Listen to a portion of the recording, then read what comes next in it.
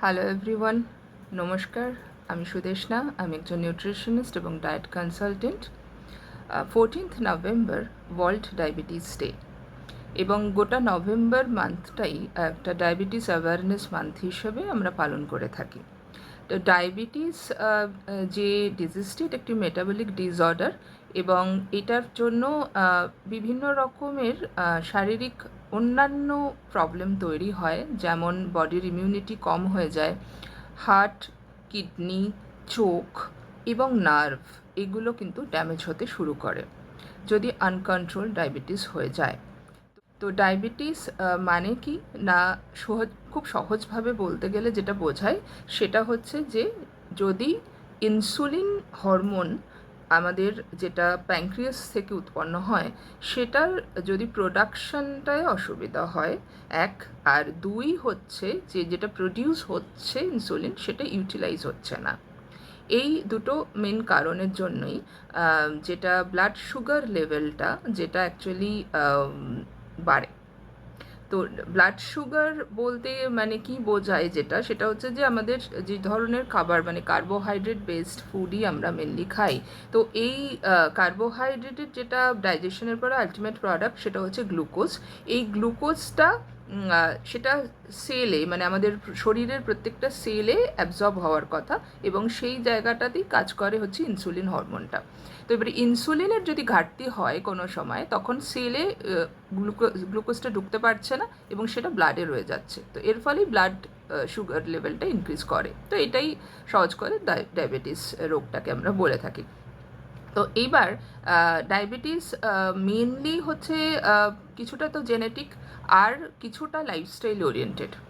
এবং আমাদের দেশে সব থেকে বেশি ডায়াবেটিস আক্রান্ত মানুষের সংখ্যা, মানে পৃথিবীর মধ্যে সব থেকে বেশি, অর্থাৎ আমরা ওয়ার্ল্ড রেকর্ড করে ফেলেছি অলরেডি এই ডায়াবেটিস আক্রান্ত মানুষের সংখ্যা দিয়ে। তো এই কারণে এই অ্যাওয়ারনেসটা ভীষণভাবে ইম্পর্ট্যান্ট হয়ে দাঁড়িয়েছে এখন। ডায়াবেটিস যাদের হয়েছে বা যারা অলরেডি আক্রান্ত, তাদেরও ভয় পাওয়ার কোনো কারণ নেই। অনেকেই খুব এটা নিয়ে টেনশন করেন, ভয় পান। তো এটারও কোনো কারণ নেই। ডায়াবেটিস হলে পরে একটা হেলদি লাইফস্টাইল যদি মেনটেন করা যায়, তাহলে কিন্তু সেটা আনকন্ট্রোল ডায়াবেটিসের পর্যায়ে পৌঁছাবে না। তার জন্য যেটা প্রয়োজন সেটা হচ্ছে হেলদি ডায়েট এবং একটা ফিজিক্যাল অ্যাক্টিভিটি। এইটা ভীষণভাবে ইম্পর্ট্যান্ট। আরেকটা জিনিস যেটা খুব বেশি করে জরুরি এখন হয়ে পড়েছে, যেহেতু আমাদের অলরেডি এত মানুষ আক্রান্ত হচ্ছেন ডায়াবেটিসে, সেই কারণে যারা ছোটরা তাদের লাইফস্টাইলটাকে সেট করাটা এখন ভীষণ ভীষণ ইম্পর্ট্যান্ট। এই জন্য পেরেন্টসদেরকে একটু রিকোয়েস্ট আমি করব যে ছোটদের লাইফস্টাইলটাকে একটু ভালোভাবে তৈরি করুন।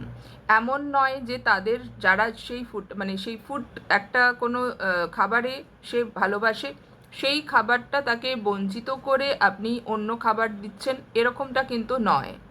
হেলদি লাইফস্টাইল মানে হচ্ছে যে সে একটা ব্যালেন্স ডায়েট করবে, রেগুলার বেসিসে সে একটা ব্যালেন্স ডায়েট করবে, এবং জাঙ্ক ফুড হেলদি ফুডের যে ব্যালেন্সটা সেইটা বুঝতে হবে আপনাকে। আর কি না, তার একটা ফিজিক্যাল অ্যাক্টিভিটি থাকবে, সেটা ডান্স হতে পারে, সুইমিং হতে পারে, তারপর যোগা, প্রাণায়াম বা যে কোনো স্পোর্টসের সাথে সে জড়িত থাকবে। এবারে আসি হেলদি ফুড হ্যাবিট মানেটা কি। হেলদি ফুড হ্যাবিট হচ্ছে আপনি সারাদিনে একটা ব্যালেন্স ডায়েট মেনটেন করে চলুন। মানে ব্রেকফাস্ট, লাঞ্চ, ডিনার, এই তিনটেকে প্রিন্সিপাল মিল বলি আমরা সারাদিনের। তো এইগুলো যাতে মানে ব্যালেন্স খাবার হয়, carbohydrate, protein, fat, vitamin, minerals এগুলোর একটা কমপ্লিট ব্যালেন্স থাকে। এবার যারা ডায়াবেটিসে আক্রান্ত হন তাদের ক্ষেত্রে কার্বোহাইড্রেটের পোর্শনটা একটু কম নেওয়াটাই সব থেকে জরুরি। এবং এই কার্বোহাইড্রেট কীরকম হয় না, দু রকমের হয়, ভালো খারাপ দু রকমের কার্বোহাইড্রেট থাকে। সেরকমই ফ্যাটও দু রকমের থাকে, ভালো খারাপ। তো ভালোটা রাখবো, খারাপটাকে অ্যাভয়েড করব। এবং কমপ্লেক্স কার্বোহাইড্রেট এগুলো খান, যেগুলোতে ফাইবার কন্টেন্ট বেশি থাকে। আমি বলবো কার্বোহাইড্রেটের পোর্শনটা সাধারণ মানুষের জন্য যেটা মোট ক্যালোরির 60%, সেটা ডায়াবেটিক পেশেন্টের জন্য 50% হওয়া উচিত। সেকেন্ড হচ্ছে প্রোটিন, অ্যাডিকুয়েট প্রোটিন নিন। প্রোটিনের মধ্যে 3 ধরনের protein, non veg protein, veg protein এবং মিল্ক প্রোটিনের একটা ব্যালেন্স মেনটেন করুন। এবং ফ্যাট, যেটা ভালো জাতীয়, যে খারাপ ফ্যাটগুলো মানে যেগুলো স্যাচুরেটেড ফ্যাট, ট্রান্স ফ্যাট, এই ধরনের জিনিস যেগুলো খাবারে আছে সেই খাবারগুলোকে টোটালি অ্যাভয়েড করে চলুন।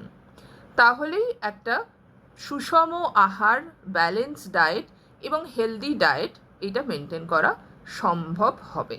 অতিরিক্ত বডি ওয়েট, ওভারওয়েট যেটাকে আমরা বলি, বা তার চেয়েও বেশি যখন বডি ওয়েট হয়ে যায় তাকে আমরা ওবেসিটি বলি, সেইগুলো যাতে না হয়।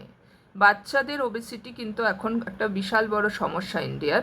সেই ওবেসিটি, চাইল্ড ওবেসিটি, এটা যাতে না হয় সেদিকে নজর দেওয়া, এবং এইটা কন্ট্রোল থাকতে হবে, মানে থাকতে পারে একটাইভাবে, সেটা হচ্ছে যদি আপনি হেলদি লাইফস্টাইল মেনটেন করেন।